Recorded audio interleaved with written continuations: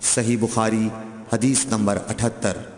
حضور اکرم صلی اللہ علیہ وآلہ وسلم نے فرمایا کہ ایک بار حضرت موسیٰ علیہ السلام بنی اسرائیل کی ایک جماعت میں تھے کہ اتنے میں ایک شخص آیا اور کہنے لگا، کیا آپ جانتے ہیں کہ دنیا میں آپ سے بھی بڑھ کر کوئی عالم موجود ہے؟ حضرت موسیٰ علیہ السلام نے فرمایا کہ نہیں۔ تب اللہ تعالیٰ نے حضرت موسیٰ علیہ السلام پر وحی نازل کی کہ ہاں، ہمارا بندہ خضر علم میں تم سے بڑھ کر ہے۔ تو حضرت موسیٰ علیہ السلام نے ان سے ملنے کی راہ دریافت کی۔ اس وقت اللہ تعالیٰ نے ان سے ملاقات کے لیے مچھلی کو نشانی قرار دیا اور ان سے کہہ دیا کہ جب تم مچھلی کو نہ پاؤ تو لوٹ جانا، تم خضر سے ملاقات کر لوگے۔ حضرت موسیٰ علیہ السلام دریا میں مچھلی کے نشان کا انتظار کرتے رہے۔